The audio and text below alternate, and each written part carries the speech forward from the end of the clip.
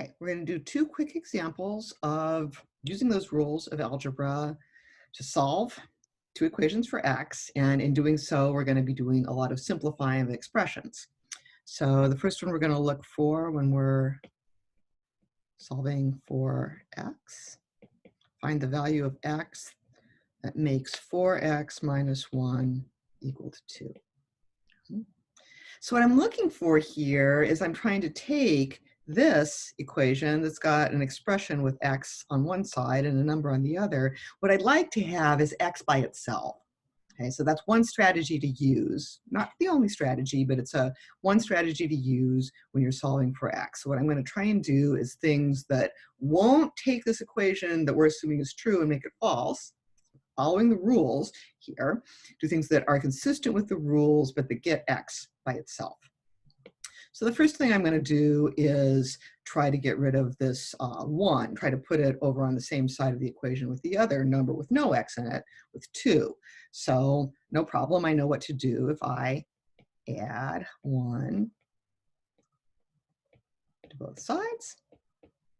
Okay, I get 4x minus 1 plus 1 equals 2 plus 1. I'm really kind of belaboring this just to show you how we're doing everything consistently with the rules. Now I guess I'm going to maybe use what you might think of as the associative rule of addition here, because I've got something like a plus b plus c, and I'm going to say, oh, well, I can group those any way they want. I can add the last two things together to get 4x plus 0. And since adding 0 to any term doesn't change its value, I don't even need to write it there. And that equals 3. Right. Now I still got this 4 here. And what I need to do now is divide both sides by 4. I get x equals 3/4. That's my answer. No problem. All right, let's try something a little bit harder here. X squared, well, no, not that, not the square there. What I want to do is have x minus 2 squared equals 4. Okay, I'm picking this because I want to first point out a mistake that's easy to make. I first want to show you something you might want to do, and I'm telling you don't. Okay, so what you don't want to do, we'll write it in a nice dangerous color here. This is the wrong way, would be to say, oh, I've got this exponent here. I'm going to distribute it. I'm going to say that that is x squared minus 2 squared. That's not right. That is not the same as x minus 2 squared. So it's one of those cases I was talking about in the last video where you think there might be a distributive law happening here, but it's not. There's not a distributive law for addition and exponents like there is for addition and multiplication. Okay? So we're not going to do this bad thing. Let's do the good thing. Well, the bad thing got us into trouble, or we were tempted to do the bad thing, I should say. We didn't do it. We wrote it in red. We're not really doing this. We were tempted to do it because the exponent's kind of complicated. So let's just write out what that exponent means. I'm thinking, what rule am I applying here? This is the rule 3. I can substitute expressions that I know to be equal. X minus 2 squared is the same as x minus 2 times x minus 2. Okay. Now I want to apply distributive law here. And what I'm going to do is I'm going to treat the first term like it's just one thing by itself, and I'm going to distribute it across the second term. So check this out. I'm going to say this first term, x minus 2, is multiplying x, and it's multiplying a negative 2. Okay, so what's going on? I've split up this part of the sum, and this is okay because of a distributive law. And finishing that up, it still equals 4. I'm not doing anything to that other side. Okay, now I'm going to do distributive law again. Okay, now I'm going to say, well, this is x minus 2 times x is x squared minus 2x. That's the first term, plus negative 2x plus 4 equals 4.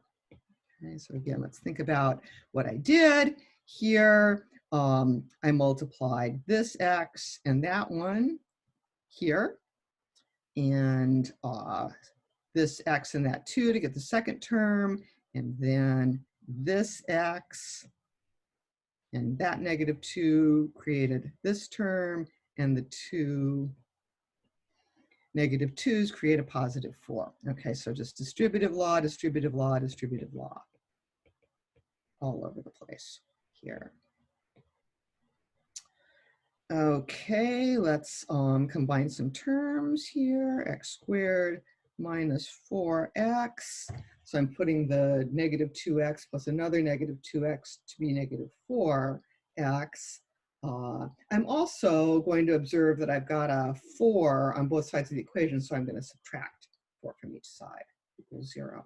Okay, so what am I doing here? I'm combining terms and subtracting 4 from both sides. Okay.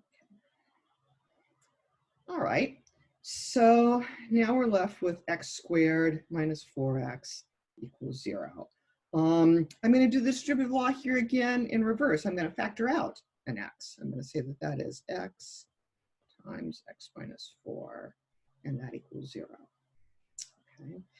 So now we get to this point, and you might be saying, well, I'm just going to divide out that x, and I'm going to get x minus 4 equals 0, or x equals 4.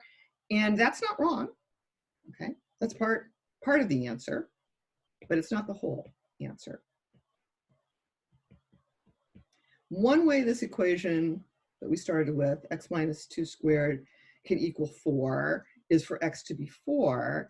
But when we divided through by x here, we were assuming that x wasn't equal to 0, and we don't know that.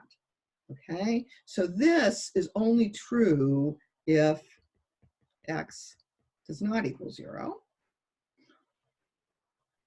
There's another case.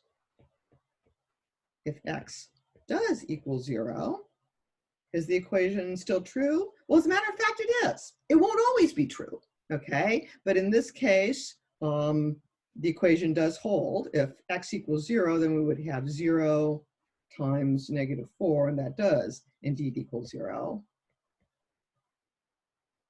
The equation holds, okay? So going back to my main color here, the equation is true if x equals 4 or if x equals 0. Okay. So here I've gone through 2 examples. I'm going to ask you to go through some examples in the quiz. I'm going to ask you to go through a whole bunch more examples in the problems. As you're going through the examples, if you start to get confused, ask yourself, what rule am I applying? Am I allowed to apply those rules?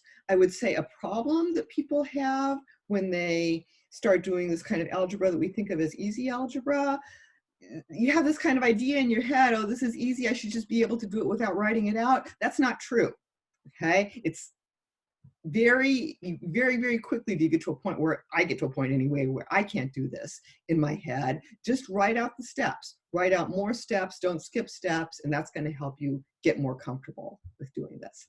So check out some problems and have fun.